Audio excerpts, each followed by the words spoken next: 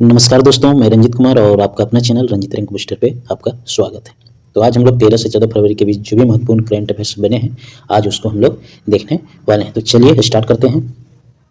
आज हम लोग जो कवर करने वाले हैं, आर्थिक सशक्तिकरण से करने वाले हैं, सामाजिक प्रेरणा से करने वाले हैं, वहीं प्रशासनिक उत्कृष्टता से करने वाले हैं और सांस्कृतिक धरोहर से कवर करने वाले हैं। सबसे पहले हम लोग आज देखते हैं प्लास्ट ब्रांड विस्तार दिया गया है, जिसमें से झारखंड ग्रामीण विकास विभाग ने उत्पादों को बड़े बाजारों तक पहुंचाने के लिए समझौता किया है। JSLPS जो किया है वह समझौता किया हुआ है। प्लास ब्रांड के उत्पाद अब प्रमुख ऑनलाइन प्लेटफॉर्म्स पर उपलब्ध रहेंगे, जो ई कॉमर्स प्लेटफॉर्म पे उपलब्ध रहेंगे। इससे ग्रामीण महिलाओं की आय में वृद्धि और स्थानीय उत्पादकों में वैश्विक पहचान मिलेगी।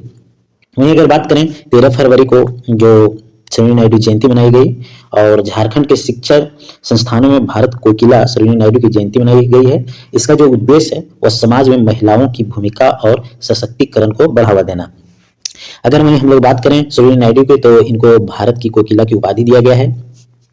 भारतीय राष्ट्रीय आंदोलन और नारी मुक्ति आंदोलन की इनको नेत्री भी कही जाती है और इसने भूमिका भी निभाई है। यह जो है यह भारत की पहली महिला राज्यपाल है जो उत्तर प्रदेश की बनी थी।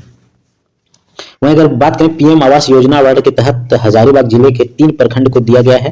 वो प्रखंड है इचाक, कटक मसांडी है और कटक मदगाग है। ठीक है, ये 3 प्रखंड को याद रखना है जो पीएम आवास योजना के तहत इनको दिया गया। यह तेज गति के लिए कार्य किया था, इसलिए इसको दिया गया है।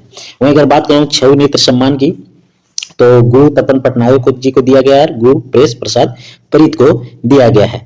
ठीक है, मैंने जो एक नजर में हम लोग देखें उसका आपका परीक्षा सारांश में बना दिया हूं, वो आप रिवीजन कर लीजिएगा। ठीक है, प्लास ब्रांड जो हाल ही में ई कॉमर्स प्लेटफॉर्म पर विस्तार को लेकर चर्चा में रहा, वह झारखंड के किस विभाग की एक पहल है, ये बताना है आप लोग का। तो इसका जो आंसर हो जाएगा वह ग्रामीण विकास हो जाएगा। ठीक है, क्या हो जाएगा? ग्रामीण विकास। इसका जो मुख्य उद्देश्य है वह सखी मंडल की महिलाओं द्वारा निर्मित उत्पाद जैसे शहद, सरसों तेल, हस्तलिप जो हाथ से बनाया हुआ चीज को बाजार में उपलब्ध कराना और बिचौलियों को खत्म कराना, यह इनका उद्देश्य है। वहीं हाल ही में इसे अमेजन और फ्लिपकार्ट जैसे ई कॉमर्स प्लेटफॉर्म से जोड़ा गया ताकि झारखंड के स्थानीय उत्पाद वैश्विक स्तर पर पहुंच सके। अगर हम लोग बात करें, यह ग्रामीण विकास विभाग के तहत एक स्वायत्त संस्था के रूप में कार्य करती है और इसका पंजीकरण सोसाइटी पंजीकरण अधिनियम 1860 के तहत किया गया है। तो ये चीजें जो प्रमुख है वो आपको ध्यान रखना है। वहीं 13 फरवरी को मनाई जाने वाली सरोजिनी नायडू की जयंती जो राष्ट्रीय महिला दिवस भी होता है उस दिन के संदर्भ में कौन सा कथन सही है, ये आपको बताना है।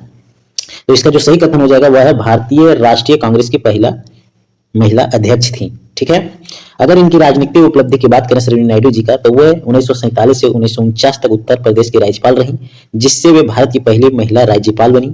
उन्हें उनकी कविताओं के मधुर स्वर के कारण नाइटिंगेल ऑफ इंडिया या भारत कोकिला कहा जाता है। तो ये दोनों चीज याद रखिएगा, एग्जाम में पूछा जाता है।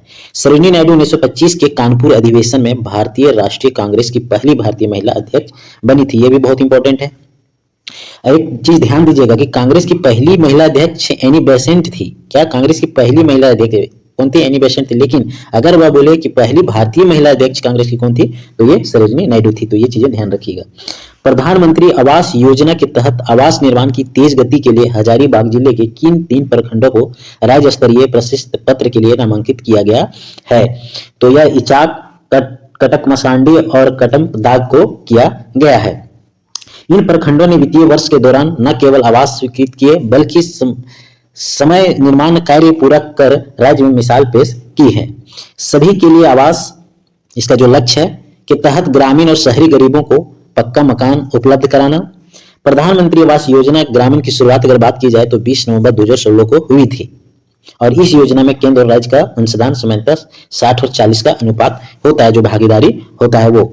हाल ही में सरायकेला के किन 2 वरिष्ठ कलाकारों को छऊ नृत्य के क्षेत्र में उनके योगदान के लिए सम्मानित फेलोशिप प्रदान की गई है, ये आपको बताना है।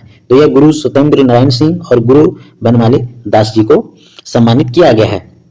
अगर हम लोग गुरु तपन पटनायक जी की बात करें तो इन्होंने छऊ के वैश्विक मंच दिलाने में बहुत बड़ी भूमिका निभाई है और राज्य छऊ नृत्य कला केंद्र के निदेशक के रूप में लंबे समय तक यह कार्य भी किए हैं, सेवा भी दी है उसमें।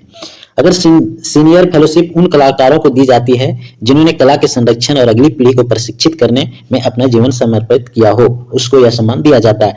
छऊ नृत्य के 3 मुख्य शैलियां हैं। सरायकेला जो है वह झारखंड का है, पुरुलिया पश्चिम बंगाल का, मयूरभंज जो है वह उड़ीसा का, और इनको 2010 में यूनेस्को में शामिल किया गया है अमूर्त सांस्कृतिक विरासत की सूची में। तो ये चीजें आप ध्यान रखिएगा।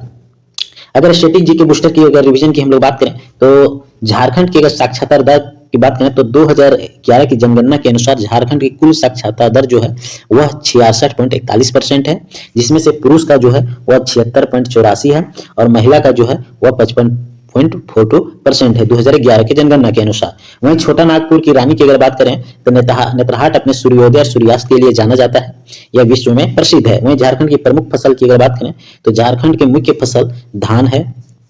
राज्य की लगभग 60% कृषि भूमि पर उगाया जाता है।